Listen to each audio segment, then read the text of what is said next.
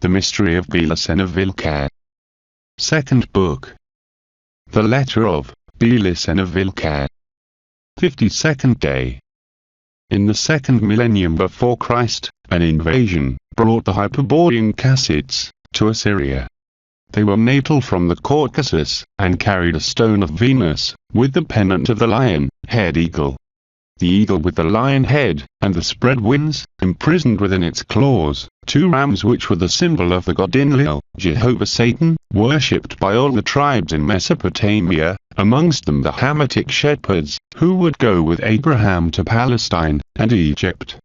This same pennant would be taken then, thousands of years later, by other barbarian populations, also natal from the Caucasus, this time of Germanic race, but within the claws of the eagle would not be two rams but the lamb, symbol of that god of the shepherds, who was trying to usurp the millenary Hyperborean figure of Christus Lucifer.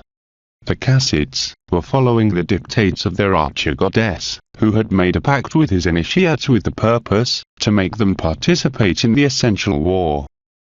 In the city of Borsippa, in the north of Nineveh, the king Nimrod, using the numeric technique of the ziggurats, built a huge tower over a vortex of telluric energy. He pretended to attack the abode of the immortal demons, that's to say, Shambhala. This purpose, that today could seem a product of an unrestrained fantasy, is, however, perfectly possible, and the proof of it is in the success obtained by Nimrod, when his elite of archer warriors downed many of the immortal demons. In the antiquity, when the influence of the Kali-Yuga was not very important and in some Atlantean remainders still conserved the memories of the Hyperborean wisdom, and the war against the Demiurge, the task of founding populations and cities demanded the collaboration of specially gifted initiates. The same for the elevation of idols, or sacred effigies, which utility was not the mere adoration, today has been forgotten. The most important element considered for those foundations was the location of telluric currents of energy. In second place were the astrological coordinates which, nevertheless, the blindness of men usually give preeminence in some ages. Precisely, the might or survival of some city depends from the correct geographic situation in which are established, and if, for example, cities as Rome or Jerusalem had remained millenniums, is because they are settled over great centers of force. Thousands of years ago, those who were in charge to specify the site for the emplacement of a city were called conates, sacrificer initiates, who knew the magic of the spilled blood. These sacred homicides, who were dowsers, it means, sensitive to the forces of the earth, after detecting a convenient vortex, they effectuated the human sacrifice destined to polarize the telluric energy, and to obtain a phenomenon of resonance with the blood of the race, in such manner that the place became a friend of its dwellers, and enemy of future invaders.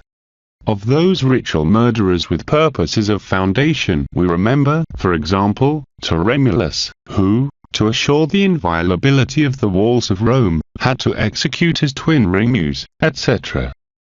I will make a brief parenthesis to ask the Hyperborean wisdom about some guidelines that are necessary to have in mind to interpret correctly the warrior action undertaken by King Nimrod. It can be considered with all propriety that the might of a population to set free from the satanic yoke of synarchy depends directly of the conditions Hyperborean esoteric of its initiates.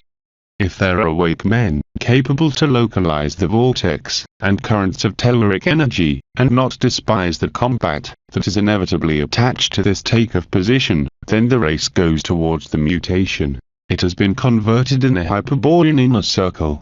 For reasons of blood purity, those who are nearer of this Hyperborean praxis are always populations that are denominated barbarians. But these same populations, in the measure that they become civilized, or synergized, lose power, and then, the possibility of mutation decreases. The Hyperborean racial purity of a population is evaluated in the capacity of their men to wake up the memory of blood. The Hyperborean racial might of a people is their capacity of opposition to the illusory reality of the material world. It means to take active part in the essential war, and, therefore, it represents some Hyperborean strategic conception. The power is evaluated then, by the clarity of the strategic objectives, and in the manner to obtain them, that is to say, the power. In every case the action qualifies itself, independently of the results. The success, or failure, of an action have no sense for, in the Hyperborean strategy, because, such words, refers to elaborated concepts from an incorrect perception of the world, of Maya, the illusion. This can illustrate an ancient Hyperborean sentence that says, "For the wise warriors, every lost battle in the earth, is war won, in other heavens." Returning to the Hyperborean concept of racial might, I can say that, in general, a mighty population is the one that, having identified the enemy, passed to the action of war in the scheme of the Hyperborean strategy. And, in particular, the population of great power is the one capable to cross the threshold, and move the theatre of operations to the sphere of the immortals. There are many forms to cross the threshold. The asleep men, the initiates, in the synarchic Satanism, for example, make it during the ritual death, crawling abjectly before the sinister guardians of the threshold, misnamed sometimes watchers, vigilants, or egregores. After demonstrating their evolution, through oaths, pacts, and alliances, they receive the enlightenment, that's to say, they lose every contact with the origin, and suffers the definitive incarceration to the universal plan, of the demiurge Jehovah Satan. Then, they can cross the threshold, and participate in thousands of different ceremonies, or sabbats, according to the sect or religion, that have initiated, and they have the surprising characteristic to occur just in the consciousness of the adept, due to it is only a miserable illusion. The immortals of Chang Shambhala would never make participate anyone in their meetings, if it is not to destroy them. However, there are not few imbeciles who think that they know the sancta sanctorum of the wide fraternity, and its planetary instructor, the king of the world. But there is another way to cross the threshold, which not require from humiliations, or promises, and not implies the total sanguineous confusion of man, as in the case of the synarchic initiation. It consists in to stand proudly, with the weapons in their hands, before the guardians of the threshold, and destroy them. It will be said then, but, where is the threshold? It not treats about an initiatic symbol. It is not. The synarchic strategy is to produce confusion, it means to turn obscure what should be clear. And a common utilized tactic is to give unreal sense, symbolic, to what is desired to hide, and, on the other hand, to exalt as real what is desired to reveal.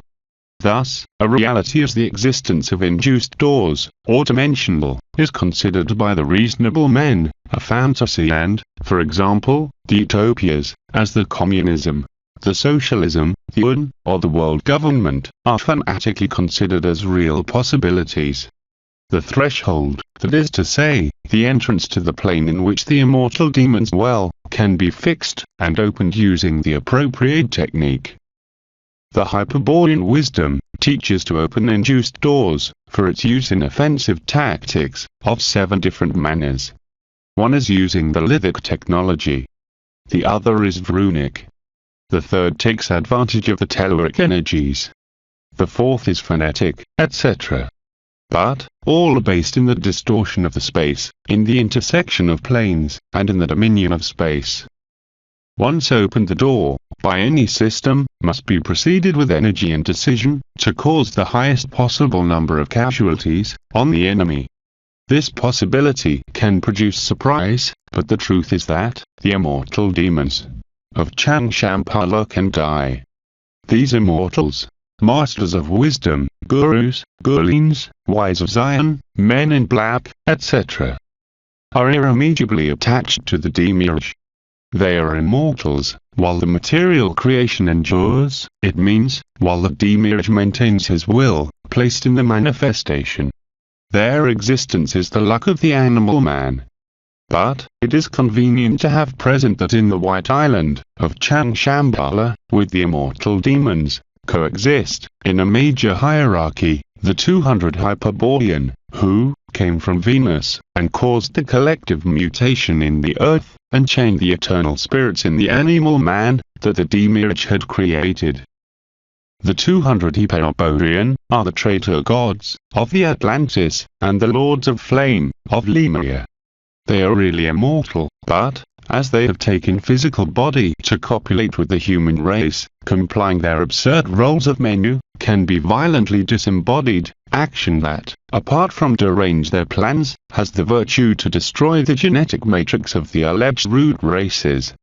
It is possible then, to kill the immortals, that they only are, if it is not exerted violence against them, because they live in a fold of space, in which time elapses in a different manner, in such way that their bodies are physiologically maintained stable in a determined age. With this terrible affirmation, I'll close the doctrinaire parenthesis that I opened before. We are now, in virtue of the exposed, in conditions to interpret the feat of the Hyperborean king Nimrod. For example, now the Cassets can be qualified as the great racial might, for have taken, according to the precedent definition, the operation theatre to the hideout of the immortal demons. So, I'll continue with the narration. I will repeat what I said at the beginning. The Cassets had accorded with their archer-goddess to participate in the essential struggle. They were fearsome warriors, perfectly capable to face beasts, men, or demons. They had peregrinated for years, until the Conates initiates decided that the most powerful serpent of fire, this is, the vortex of telluric energy, was located inside of the limits of the city of Borsippa, which already existed, and was dwelled by a tribe of Hamitic shepherds. That not represented any difficulty, for a population decided to outbreak a combat against the infernal demons.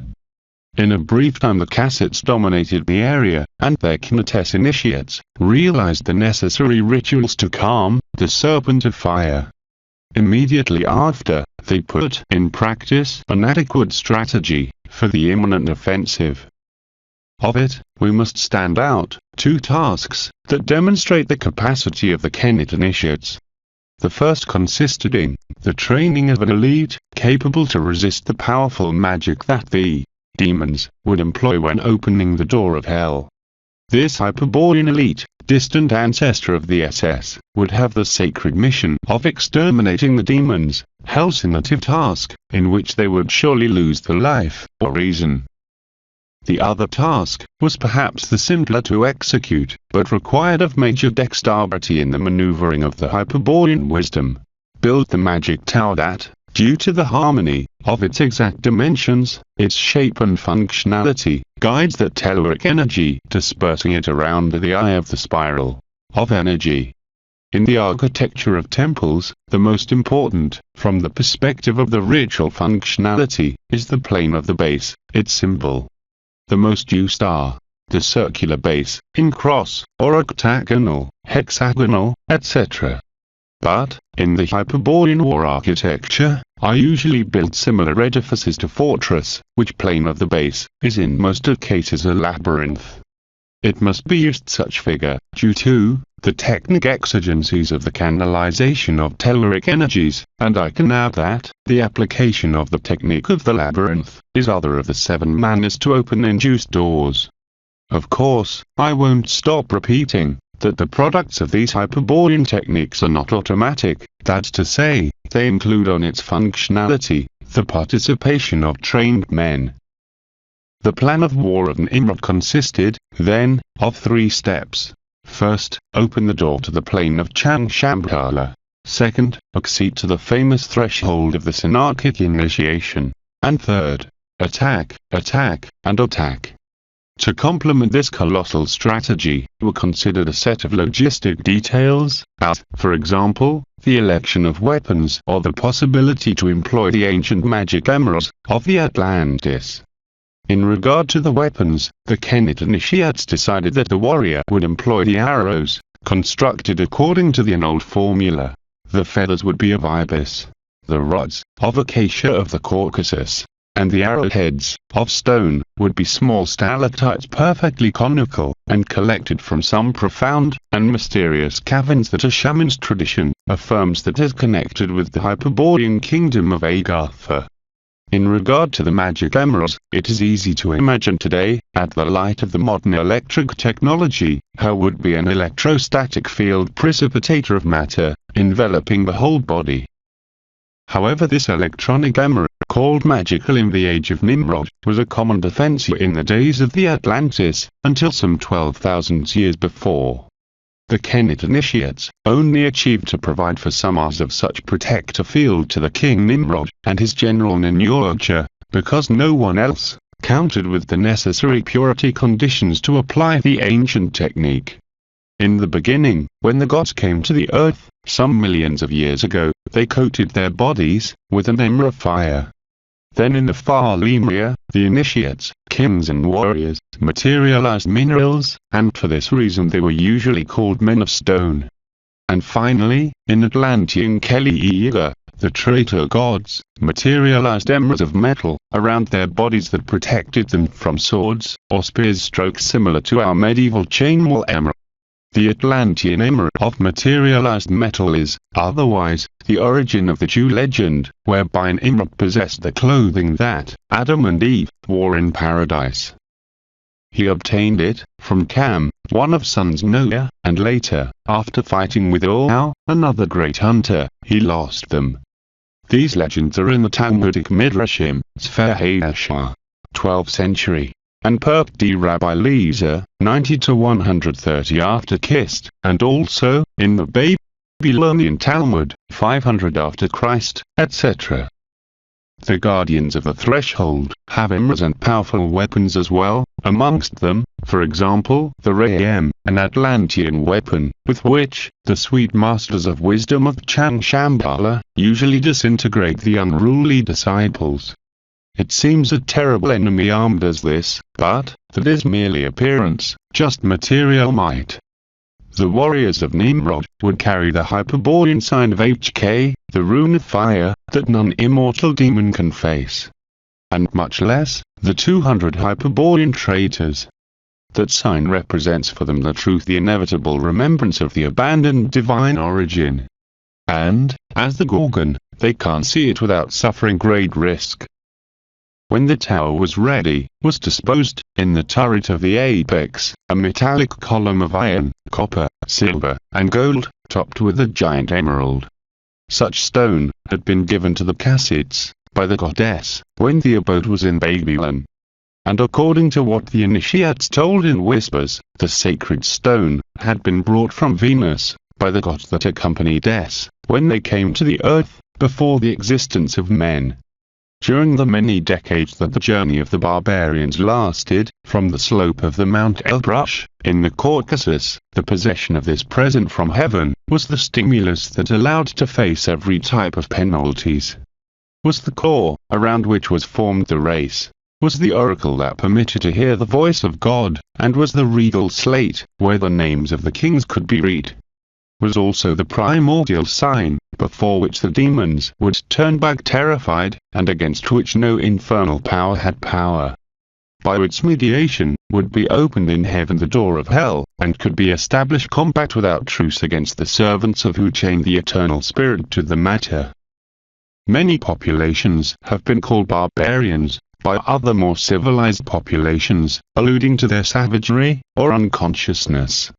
But it is necessary to be barbarian, to pact with the gods, and take part in the essential war. Only the guarantee of the blood purity of some barbarians, intrepid and immune to the satanic ambushes, can make the gods decide to put the angular stone of a sacred race. In other words, the ambushes, the temptations of the matter, are everywhere, and for this reason, it is necessary to be barbarian, or fanatic, but also ingenuous, as a child, or as Parsifal, the pure madman, of the Arthurian legend. Once finished the construction of the ziggurat, were sent messengers to the rest Kassite cities and villages, due to its kingdom included Nineveh, and other minor orbs, as well as numerous northern encampments, that reached to the Lake Van, and even to the slopes of Ararat. thousands of ambassadors were going to Borsippa to appreciate the Tower of Nimrod, and make obeisance to Ishtar, the goddess of Venus, and to Es, their racial god, husband of Ishtar. They also reached to the south of Babylon, which they have recently conquered, a small number of their Hittite cousins, with whom the Cassates departure together many decades before, from the Caucasus. All was prepared for the summer solstice, the day in which Changshampala is nearer to our physical plane. In the day the people of Borsippa was gathered next to the great ziggurat, and a contrast of emotions was divined in all the faces.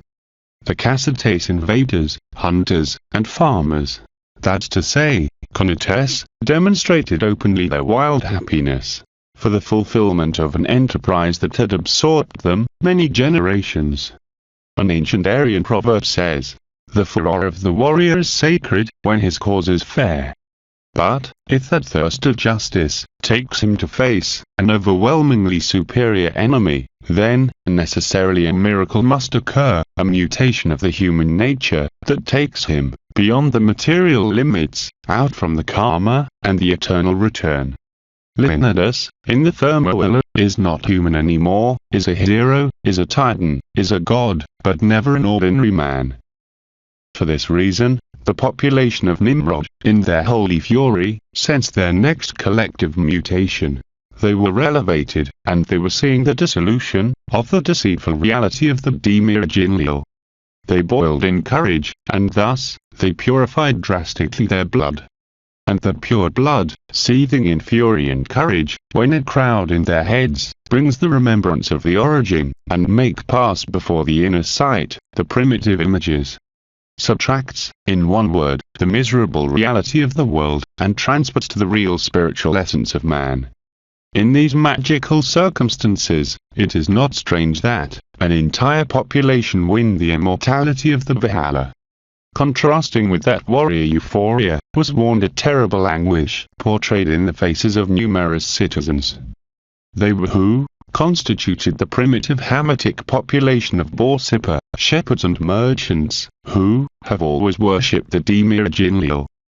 According to their traditions, Jehovah Satan had preferred the shepherd Abel, and that depreciated the famer Cain. What is coherent, due to, shepherd is the office of the animal man, son of Jehovah, according to what teaches the Hyperborean wisdom.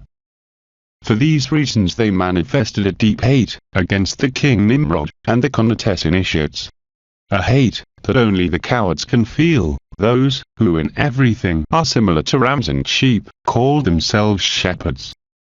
That hate to the warrior is the one that hypocritically disguised exalts the virtues of the sentimentalism, charity, the fraternity, the equality, and other falseness, which are well known for being suffered in the civilization of shepherds, in which the Judeo-Christianity of the Synarchy has plunged us. And such hate, that I am considering, emerges and feeds from a source called fear. Fear and courage, here are the two opposites. It was already seen, the transmutation power of the courage, which expression is the furor of the warrior. The fear, instead, is expressed in the pusillanimous and refined hate that, after multiple distillations produces the envy, the grudge, the evil speaking, and every kind of insidious feelings. The fear is a poison for the purity of blood, as the courage is an antidote. The exaltation of the courage elevates and transmutes, dissolves the reality. The exacerbation of the fear, instead, sinks in the matter, and multiplies the incarceration to the illusory forms. For this reason, the Hamitic shepherds of Borsippa murmured between teeth, the praised in a while, as hypnotized by terror, contemplated the Kenet ceremony. At the first hour, in the morning, when Shamash, the sun, had just awakened, the drums and flutes were already electrifying the air with their monotonous and ululating rhythm. In the distant terraces of the tower the female initiates danced only while they repeated ceaseless S, invoking the god of the race. The hierophants, 50 in number, officiated the previous rites for the battle, installed around the huge labyrinthine mandala, constructed in the floor of the superior turret, with lapis lazuli mosaics, exact replica at the labyrinth of the base of the ziggurat. In every precinct predominated the blue color, standing out with an intense and scintillant bright, the great green emerald consecrated to the spirit of Venus, the goddess, that the Semites called Ishtar, and the Sumerians Inanna, or Ninhursag. While the Hierophants remained under the roof of the superior turret, outside, in the sideward corridors, the king Nimrod and his 200 archers were preparing to die. The war climax went in crescendo as the hours passed. By the noon could be observed an ectoplasmic vapor of ashes, color that strained from the columns of the superior turret, and turned wanly around it, involving on its capricious volutes the imperturbable warriors. Inside the turret, the vapor covered the totality of the precinct, but not surpassed the waist of the tallest hierophant. The crowd, that remained petrified watching the apex of the enormous tower, assisted suddenly, amazed, to a phenomenon of embodiment of the vapor. At the beginning, only some of them perceived it, but now, it was visible for all. The cloud adopted defined forms, that stayed a moment to then dissolve, and embody again. The main motive of the mysterious reliefs in the vapor was constituted fundamentally by figures of angels. Angels, or gods. But also goddesses and children. And animals, horses, lions, eagles, ducks, etc. And chariots. Was an entire celestial army, which was materialized in the vaporous cloud, and turned slowly around the turret. And when the chariots passed, pulled by winged coursers, the warrior angels encouraged clearly to Nimrod. As the women, but it is convenient to stop an instant, and they, due to the mere contemplation of their hyperborean beauty, is enough to illuminate the heart of the most passive man, and take him out from the claws of the deceit. Oh, the hyperborean women! So beauty. They wore a short skirt, tied to the waist, by a thin cord from which hung, at one side, the sheath of a funny and fearsome sword. The arch crossed on the chest, and, the sword, the nourished quiver. The braids of gold and silver, of a hair that was divined to be, as smooth and light, as the wind. And the countenances, who would be able to describe those forgotten countenances, after millenniums of deceit and decadence? Countenances that, however, are accorded with fire, in the soul of the warrior, usually even ignoring it. Who would dare to talk about those sparkling eyes of cold courage, that irresistibly incite to fight for the spirit, to return to the origin, eyes of steel, whose gaze will template the spirit, until the previous instant of the combat, but that, after the struggle, miraculously, will be as a balm of cold love, that will cure every wound, that will calm every suffering, that will resuscitate eternally to the hero, the one who maintains himself tenaciously in the path of the return to the origin, and who, at last, would dare to even mention her primordial smiles, before which go pale all the human gestures, before whose clinking sounds turns off the music and the rumors of the earth.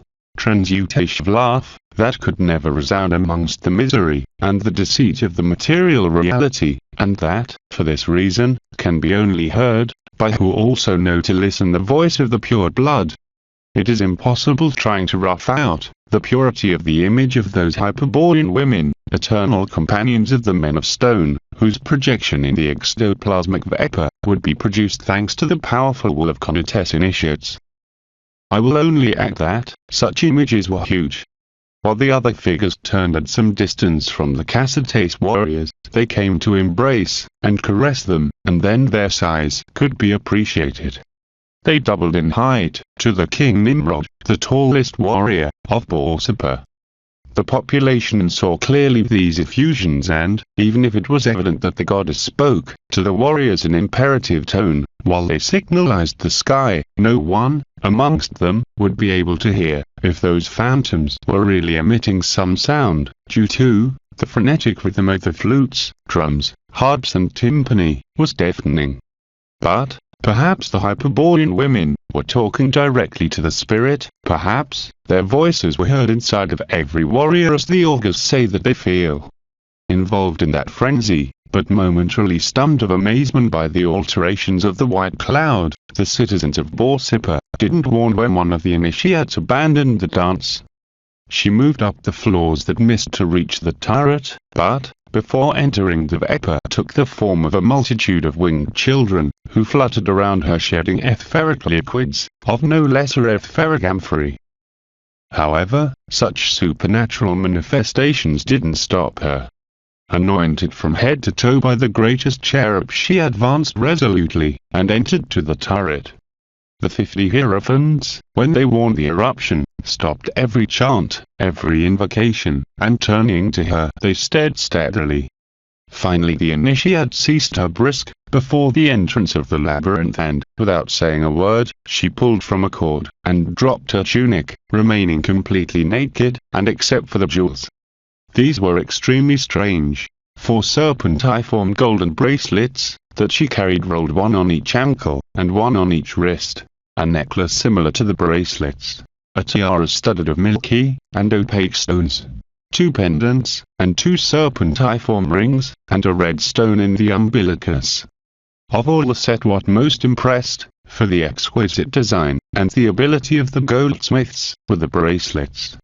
Each one of them whirled 3 rounds, the ones of the left leg and arm with a propounding serpent's tail outwards, and flat head to the interior of the body. The bracelets enrolled on the right leg and arm showed the serpent as emerging from the body. In the necklace, the serpent pointed with its tail towards the land, and the head, strangely bicephalous this time, remained just under the chin.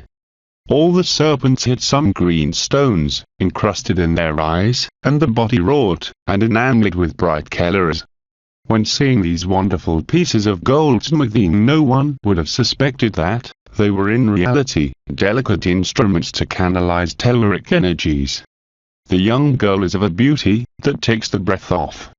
She can be observed while roaming, with safe step the labyrinth, which seems to be very well known by her, due to, floor was almost indistinguishable, behind the dense cloud of ectoplasmic vapor. If she missed the way, if she encountered with a hurdle, would have been taken as a bad omen, and the operation would have been suspended until the next year. But the initiate didn't hesitate. She had opened the 1,000 eyes of the blood, and saw below, in the base of the tower, how the telluric energy, as a irresistible serpent of fire, perambulated the resonant labyrinth as well. And all trusted in her, in the terrible mission that she had started, which begins there, but is prolonged to other worlds. They trusted, because she was a magician initiate, who had born 5th in a family of Dowser, of such purest blue blood, that her vein remained drawn, as bushy trees under the transparent skin. Everyone was thinking on her, while she perambulated the labyrinth singing the hymn of S. The hierophants contained the breath, while the svelte legs of the initiate walked, with dexterity through the last tracts of the mosaic labyrinth. Then, when she was near to exit, she has triumphed. But the triumph means the death, as will be seen immediately. At the end of the labyrinth was placed the column of metal and stone where the Hyperborean emerald shined with strange bright.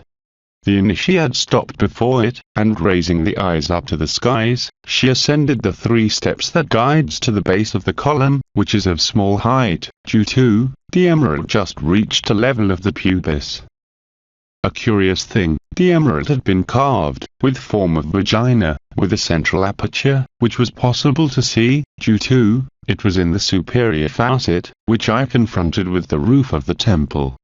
On the contrary, the initiate, even being naked, was not possible to watch her sex, because a fold of flesh covered her underbelly, absolutely hairless. This physical characteristic, that today only conserves the bush women, is the most evident proof of their Atlantean Heprobrian lineage. The Cro-Magnon women possessed a natural skirt of skin, and the ancient Egyptians of the first dynasties as well, as can be appreciated in numerous low reliefs. The initiate has crossed the labyrinth. She has guided the serpent up to the superior temple, and has led it through the column of metal and stone. Now, her igneous head began to push under the Hyperborean emerald, turning it magically on, and bathing in green light, the enormous precinct and all its occupants. Outside, the reverberation of drums and flutes had acquired a very rapidly rhythm, and such intensity that resulted impossible to think, or do any other thing than to contemplate the ziggurat, the turret of the apex, surrounded by Nimrod and his archers. These last ones, meanwhile, observed through the columns the interior scene, invisible for the people that were gathered in the center of the ziggurat.